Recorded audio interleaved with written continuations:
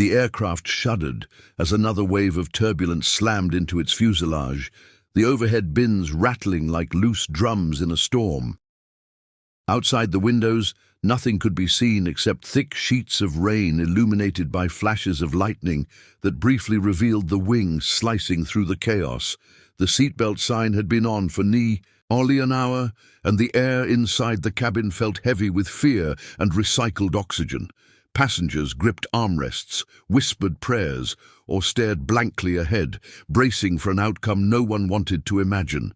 Flight attendants moved quickly but carefully, their professional smiles unable to hide the tension in their eyes as they checked belts and tried to reassure trembling travelers. In the cockpit, alarms chimed intermittently, each tone a reminder of how little margin remained. The pilot's voice finally came over the intercom, controlled but strained, explaining that worsening weather and unexpected holding patterns had drained more fuel than planned.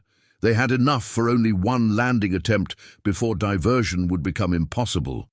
The words spread through the cabin like a cold wind, leaving silence in their wake before panic slowly began to ripple from row to eye. Ow! A mother clutched her child closer, an elderly man closed his eyes and murmured a quiet prayer, and a group of students held hands across the aisle, their bravado gone. Amid the rising fear, seat 23A remained strangely calm. A 17-year-old girl sat upright, her gaze steady rather than frantic, as if she were studying the rhythm of the turbulence instead of fearing it. Her name was Lena, a quiet student who had spent countless nights practicing advanced flight simulations, while others her age scrolled through social media. She understood storms, crosswinds, and approach procedures not as terrifying unknowns, but as challenges to be managed with precision. As the aircraft lurched again, she inhaled slowly, steadying herself the way she always did before attempting a difficult virtual landing at home. Another violent drop triggered gasps throughout the cabin, oxygen masks trembling slightly in their compartments, though they did not deploy. Lena noticed a flight attendant stumble slightly before regaining balance, her composure cracking for just a second. Something inside the girl shifted from passive concern to urgent resolve. She unbuckled her belt, despite the sign still glowing, and stepped into the aisle, her movements careful but determined. Nearby passengers looked at her in disbelief, some trying to warn her to sit down. But she kept moving forward, guided by a focus that drowned out the chaos around her. When she reached the galley, the nearest attendant tried to stop her, her voice tense but polite. Lena spoke quick, explaining that she had extensive experience with advanced flight simulators and understood emergency approach procedures.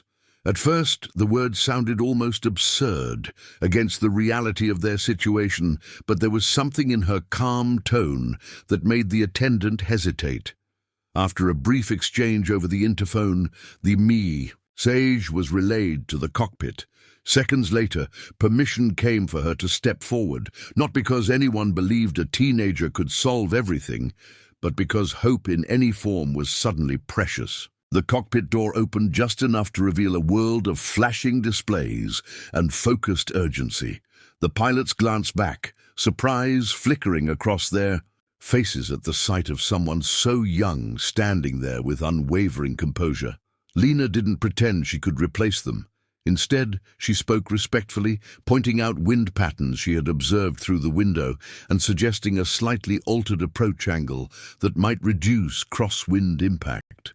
Her voice was steady, almost analytical, cutting through the sea of alarms and radio chatter. For a moment, the cockpit felt less like a crisis zone and more like a team confronting a difficult puzzle together. As the aircraft descended into the thickest part of the storm, rain hammered the windshield so fiercely it seemed determined to push the plane backward. Visibility up to near zero, leaving only instrument readings and instinct to guide them. Lena watched the altitude and airspeed displays with intense concentration, quietly calling out small adjustments that aligned with what the pilots were already attempting. Her presence became less an interruption and more a stabilizing force, a reminder that Panic was not the only possible response. Even the co-pilot's tense shoulders eased slightly as the approach began to feel coordinated instead of desperate. Back in the cabin, whispers spread that someone was helping in the cockpit, though details were unclear. The knowledge alone shifted the atmosphere from helpless dread to cautious hope. Passengers who had been crying wiped their eyes, listening for any change in engine tone or movement that might signal progress. The storm still raged outside, but inside, a fragile sense of unity formed among strangers, bound by the same fate. No one knew the girl personally, yet many silently rooted for her, as if belief itself could steady the aircraft's path through the darkness. The runway remained invisible, hidden behind layers of rain and cloud, but instruments indicated they were close. Lena's hands trembled slightly now, the weight of responsibility pressing in. Yet her voice never wavered as she repeated the final guidance cues. The pilot acknowledged each one, his earlier strain replaced by focused determination. When the aircraft hit a sudden crosswind, he corrected smoothly, exactly as discussed moments before.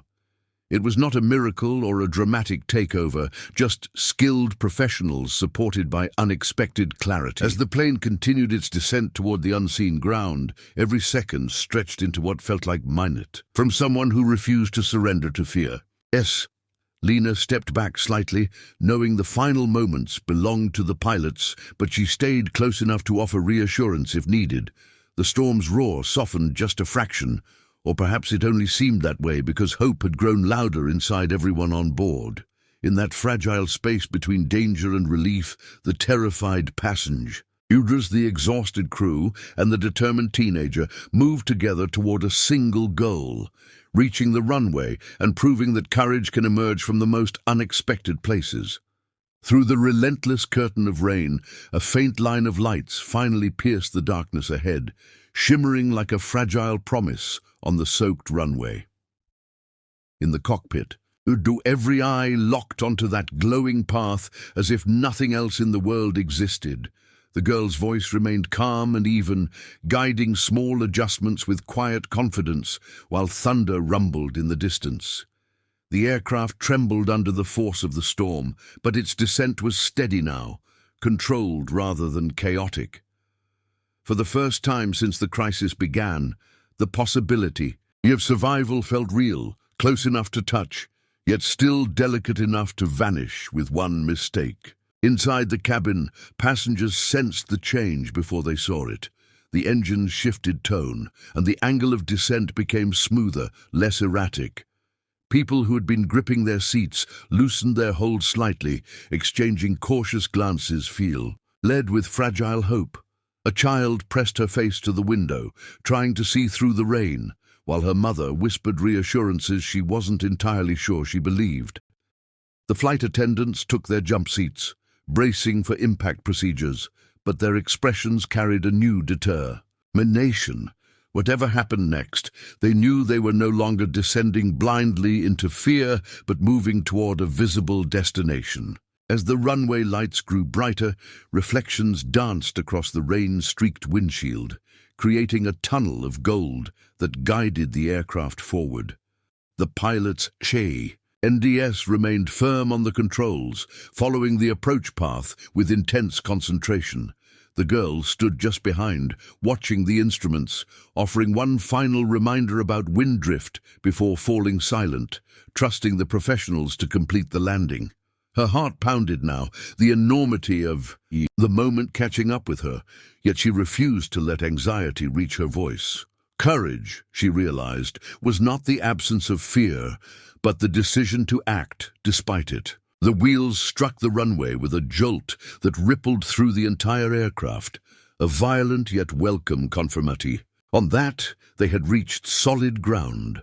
Overhead bins rattled, and a few startled cries escaped before being swallowed by the roar of reverse thrust. The plane surged forward, tires spraying water in wide arcs as it fought to slow down on the slick surface. For a breathless few seconds, no one moved. Vedor spoke, afraid to believe it was truly over. Then the deceleration became undeniable, the speed dropping until the aircraft finally rolled to a controlled stop amid the fading storm. Silence filled the cabin first, deep and stunned, as if everyone needed a moment to process the fact that they were alive. Then emotion erupted all at once. Passengers burst into tears, laughter and applause that echoed against the walls, a raw release of fear and relief. Strangers embraced across aisles, united by survival rather than circumstance. A man who had prayed quietly the entire descent wiped his eyes openly, no longer concerned about dignity. The child by the window clapped enthusiastically without fully understanding why. I'm simply mirroring the overwhelming joy surrounding her. In the cockpit, the pilot leaned back in his seat, exhaustion washing over him like a wave, now that adrenaline no longer held it at bay. He removed his headset slowly, turning toward the girl with a look that blended disbelief, gratitude, and respect. Words seemed insufficient for what had just happened, yet he managed a quiet thank you that carried more weight than any speech. The co-pilot nodded in agreement, acknowledging that her composure had made a critical difference when panic could have taken control. For a moment, rank and age meant nothing compared to shared humanity. When the cabin door finally opened, emergency crews waiting outside were met not with chaos, but with a plane full of shaken yet safe passengers. The rain had softened to a steady drizzle, as if the storm itself were retreating after its failed attempt to claim them. News of what had happened spread quickly among ground staff, disbelief turning into admiration as they realized a teenager had played a role in guiding the flight to safety. The girl stepped out quietly, almost hesitant, overwhelmed by the sudden attention focused on someone who had boarded as an ordinary traveler. Reporters and officials would later try to frame the event as a dramatic tale of heroism, but for those who had been on board, it felt more personal than legendary. They remembered the fear in their own hearts, the moment hope returned, and the steady voice that refused to surrender to panic. Many passengers sought her out before leaving the terminal, offering tearful thanks, handshakes, or silent hugs that said more than words could express. She accepted each gesture shyly, still struggling to comprehend how a decision made in urgency had transformed her into a symbol of courage. That night, as the airport gradually returned to its routine rhythm, the girl sat quietly with a blanket around her holders, replaying every moment in her mind. The flashing lights, the roar of engines, the sight of the runway emerging from darkness. It all felt distant now, like scenes from someone else's life. She thought about how easily the outcome could have been different and felt a shiver of delayed fear, yet beneath that was a quiet pride, not in fame or recognition, but in knowing she had acted when it mattered most. By morning, the story had already begun to spread beyond the airport, carried by passengers' messages and early news reports. People would call her a hero, a prodigy, a miracle. But she would always remember the event in simpler terms, a moment when fear met determination and did not win. The passengers returned to their lives with a story they would tell forever, each version shaped by personal memory. And somewhere among them was a 17-year-old girl who had boarded a flight as a stranger and stepped off as someone the world would never forget.